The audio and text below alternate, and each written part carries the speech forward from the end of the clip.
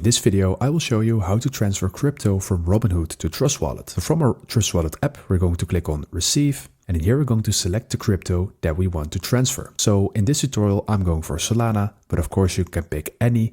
Just make sure that you select the same network in here as you are selecting on your Robinhood wallet. So in this case, we're going to click on Solana, and right now we are going to copy this address and we're going to insert this in Robinhood.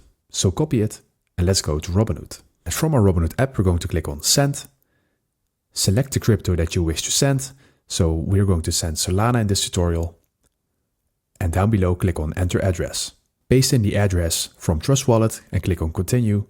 And now enter the amount you wish to send. So I'm going to send this amount.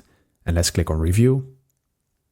And down below, we can submit this transfer. So let's click on Submit. And as you can see, we're sending Solana. Our transfer of crypto has been completed.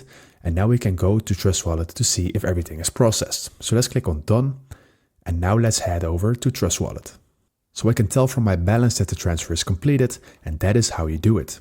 If this video helped you out, please leave a like and consider subscribing, and then I see you in the next one.